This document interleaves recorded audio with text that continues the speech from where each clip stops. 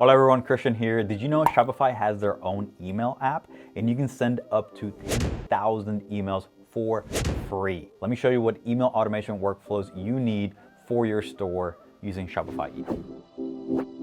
So for the purpose of this video, I'm going to be using Shopify email, not Klaviyo like we normally do when it comes to email marketing. We're going to use Shopify email to create automated workflows. But you can probably create these same workflows if you have something like Klaviyo or MailChimp. But I just wanted to use Shopify email because it is free up to the 10,000 emails. So for people who are just starting out, this is actually going to be super beneficial. Plus it's all built in right within the Shopify ecosystem, and you can do a lot of really cool things with this automation. Now I do want to point out that you will need to go to apps and look for email as part of the apps that you need to add to your store. You also probably want to add Shopify Flow.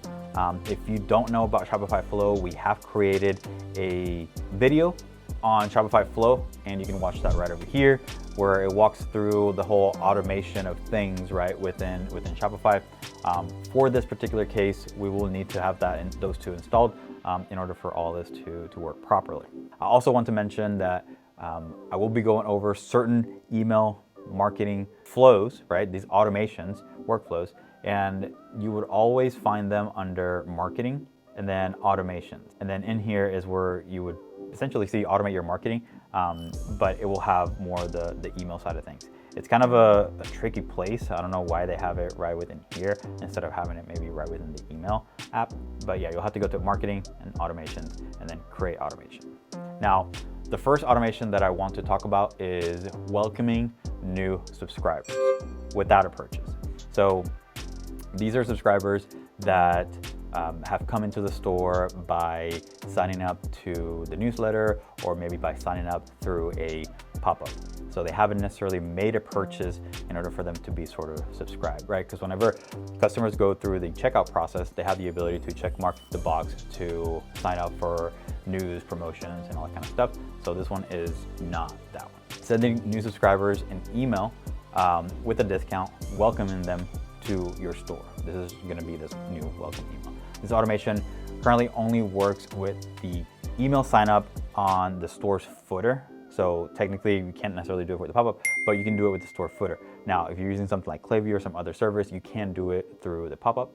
A welcome email is going to be that first email someone receives when they actually join your mailing list. So you can have a welcome email for customers, but in this case, we're going to be talking about the welcome email for brand new subscribers who haven't necessarily converted yet.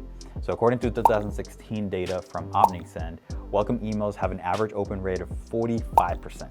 So that's thinking 45% versus like you would typically see an 18% for promotional emails. Shoppers are actively paying attention to and engaging with these messages. So it's a great opportunity for businesses like yourself in order for them to just hit them off with a nice little discount right when they sign up for your email. Now, an effective welcome email has several goals. Obviously, you want to welcome new subscribers. You want to give users an incentive to actually purchase. You also want to set the right expectations, and you want to connect subscribers on other channels. So let them know a little bit about your company, give them a discount, let them know exactly where you're at online. If you're on TikTok making funny videos, let them know, hey, we're on TikTok, and this is the type of content that you will find on TikTok. We're on Instagram. This is the type of content that we create on Instagram. So just giving them an overview of your brand, as well as trying to incentivize them and push them to make that purchase, right? These are people who have not necessarily engaged fully with your brand. So this will be the very first email automation that I would want you to create. Like I said earlier, you want to go to marketing automations. You want to click on that create automation right up here. And then this is going to be the one that we're talking about, welcome new subscriber. So once you click on it, as you can see, the trigger is going to be when a customer subscribes to your email on the footer. The automation is going to check if the customer didn't subscribe at checkout. So if they didn't subscribe at checkout, that means that they didn't go through and made a purchase. And if they didn't, then I want you to send this marketing email, which is going to be the welcome new subscriber. If we click on use the workflow, you'll see that this will actually open up Shopify Flow and it will give you sort of an overview of what we just saw. But in this case, you can actually click on some of these, you can change them, you can move them around, you can add more steps to the flow, if you will. And obviously, we want to manipulate the content of the email right within here. So just like we mentioned, when you welcome them, you want to talk a little bit about your brand. You want to make sure that you show them some products and then offer them some sort of discount and incentive for them to continue on, right, and purchase with you. So after you're done editing the email content, it's just a matter of turning on that workflow and you're good to go. So it's just that easy. Shopify makes it super, super easy in order for you to turn these workflows on.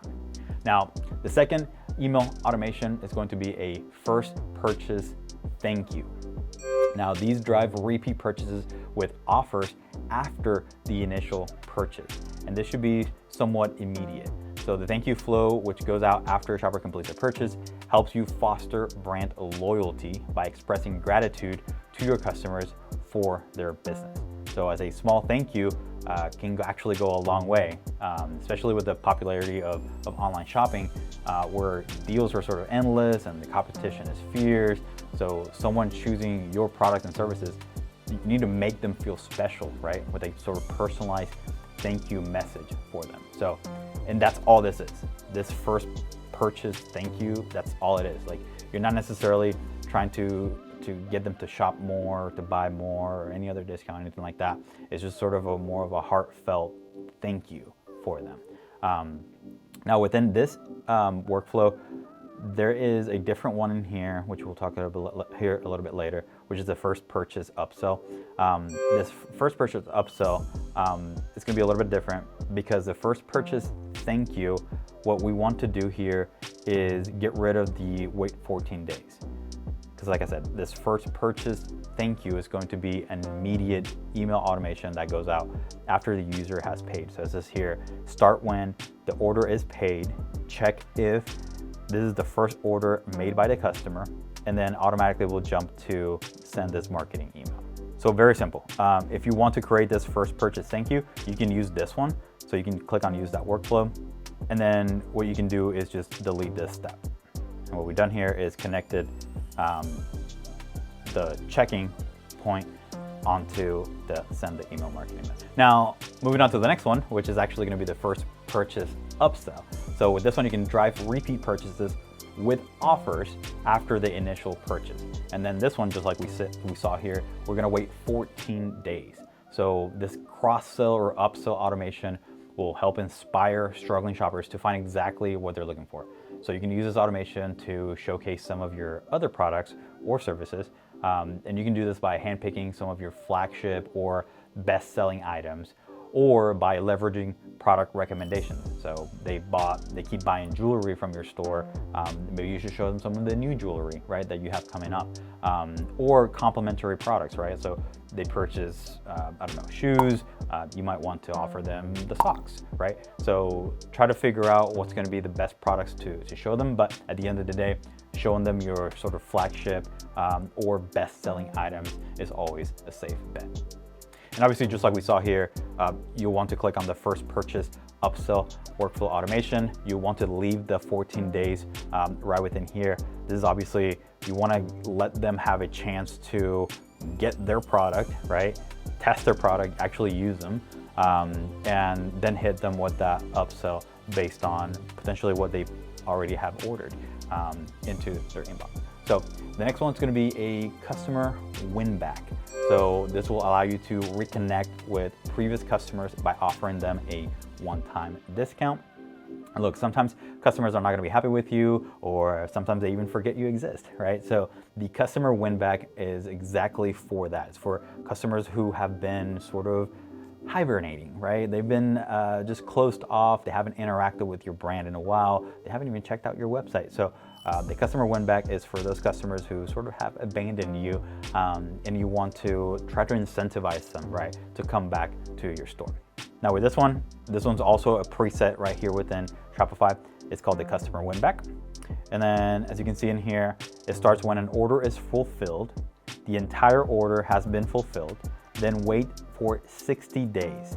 If the customer didn't make a new order sends, then wait for the next step, which is to send them the email. So the way that this customer win-back is set up is if the customer hasn't purchased in 60 days, and in 2 months, and there's no new orders in here, so we want to send them this customer win-back. Obviously, you can manipulate this and change it to whatever your parameters are.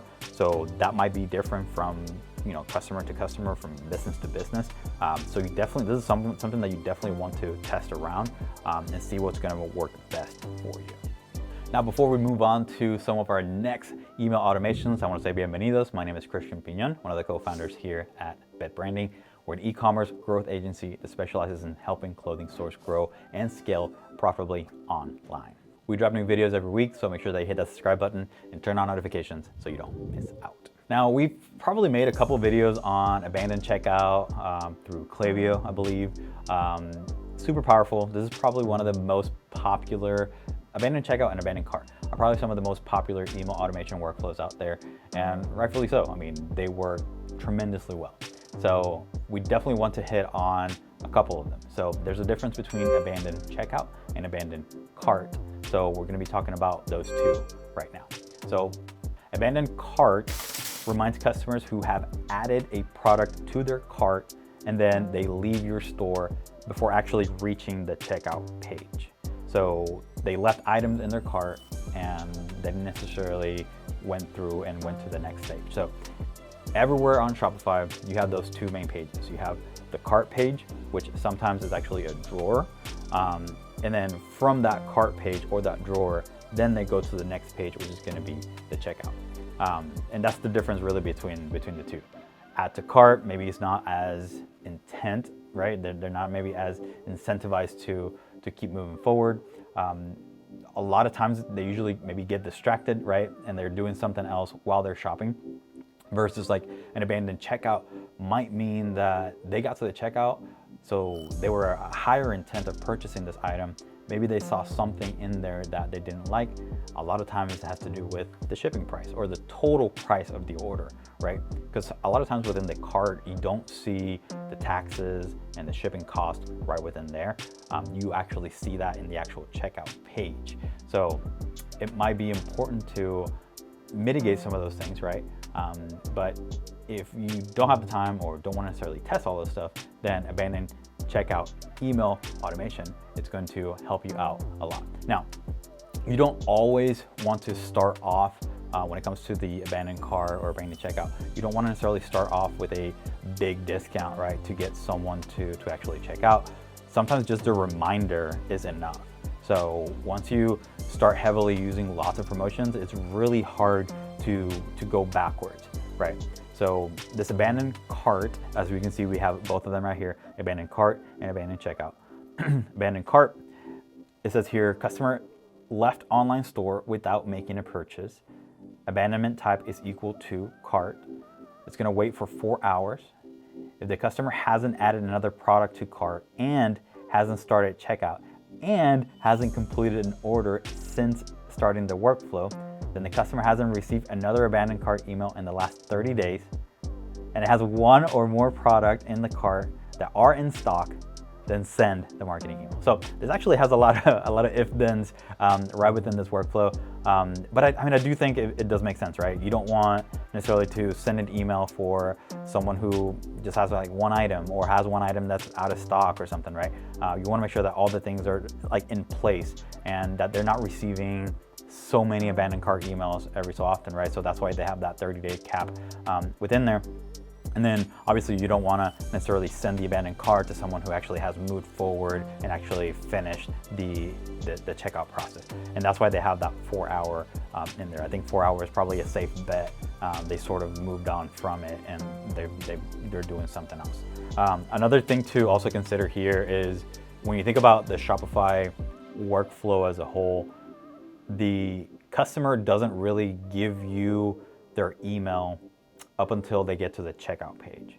So in order for the abandoned cart to actually work, they need to have given you their email already, and they need to be signed in to your store already for Shopify to actually note that this is actually a customer and they've sort of done these steps right within our store. So it may not work as often as the abandoned checkout. And that's probably the main difference there. Now let's go check out the abandoned checkout. Check out the abandoned checkout. So for this one, the customer abandons the checkout. Now check if customer abandoned checkout on online store. Check if the total price of checkout is more than 0. Then wait for 10 hours. And then check if the customer hasn't placed an order or abandoned another checkout since starting this workflow. And then check if one or more products in checkout are available and in stock, and then send the marketing email. Now, something very peculiar here is the very first check if, which is check if the abandoned cart checkout on the online store. And that's because Shopify has a lot of different, sales channels, right? So they have Facebook, they have Instagram, they have TikTok, they have Google, Amazon, etc. So they're definitely just checking if you have reached the checkout page on the online store, not anywhere else online. And then again, with all of these steps, you can definitely manipulate them and fit them to whatever you may need as far as your store. So if you don't want to wait 10 hours, you want to do something different, you can do that. If you want to send multiple emails, you can definitely and highly suggest to do something like that, right? Where this first email that they get is going to be just sort of a reminder, and then you would set another check if they haven't made a purchase in the last whatever, then send another email with potentially another reminder, maybe some products, and maybe use that third email when it goes to the abandoned checkout, where that's when you actually give them a sort of a little incentive, right? Like, hey, did you forget this? The next one is like, hey, you must really miss this. And then the last one is like, hey, here you go. Something to kind of get you over the hill. Here's a 10% discount to see if you can actually, reach the checkout. And that's really the gist of both abandoned checkout and abandoned cart. Both super, super powerful, and something that I would highly suggest for every single store out there to have turned on, and something that you should be experimenting with, A/B testing, and seeing what's working and not working for you. Now, getting all this data is amazing, but when it comes to your website, the numbers inside of Shopify, tell you what's happening, but Hotjar's visual insights tell you why it's happening. So imagine being able to see recordings of how your customers are using your website, where they are actually clicking, how far they're scrolling, and visually see where they're getting stuck or unstuck. So with Hotjar, you can easily uncover opportunities for optimization, spot problems with your customer experience, prioritize changes that matter, and easily convince your team because you will have all the hard data right at your disposal. So Hotjar is a critical tool to understand your users and identify any pain points they may have. You want to make sure that you check out the link in the description below for a small little discount for Hotjar. Now, the next automation is going to be the abandoned product browse. As you can see, we have that one right next to the abandoned cart. So we're doing 3 abandons: abandoned checkout, abandoned cart, and abandoned product browse. With the product browse, you want to re-engage customers who viewed a product page on your store but didn't place an item in their cart. As you can see in here, it says we start this automation when a customer left online store without making a purchase. Check if abandonment type is equal to browse, then wait for 2 hours. Now we want to check if the customer hasn't viewed more products and hasn't added another product to cart and hasn't started checkout and hasn't completed an order since starting the workflow. This is also going to check for making sure that they haven't received an email in the last 30 days, and also going to make sure that all the items in the cart or that they've browsed are actually in stock in order to send that email. Same as the abandoned cart automation, this abandoned product browse will only work if you already have the customer's information.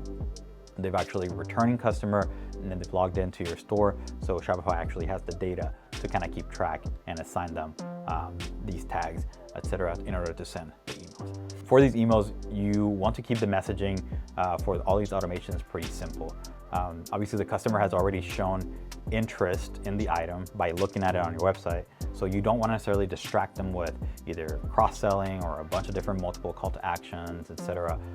You just want to capture their attention and just have a gentle reminder, right, of the items that they were actually browsing on your store, and try to bring them back to your website. Hey, if you like what you see, please consider clicking on that like button. So hopefully this will get you started with 6 email marketing automations that you can use right within Shopify with Shopify email. Now, ones that we didn't talk about, there's back in stock automations, there are product review automations, there's birthday automations, anniversary automations, and a lot more that you can do. Obviously right here towards the bottom, you create your custom marketing automations. You can also use third-party automation. So depending on the apps that you're using, you may have more availability as far as the checks, if then, or the triggers that happen for these automations. So don't let just the simple Shopify ones that we just kind of showed you, which are very, very powerful, distract you from the fact that there's a plethora of other automation workflows that you can create right within Shopify using Shopify email and potentially using some third-party apps out there. Like I said, hopefully this was beneficial for you. Hopefully you will turn on some email automations for your store, and this will kind of get you started with this. Like I said, Shopify email gives you 10,000 free emails per month. So I guess if you're starting out, this is going to be more than plenty for you to kind of get started. Obviously after that, they charge you a small fee, but I think it's totally worth it to get started today with your email automations. See you on the next one.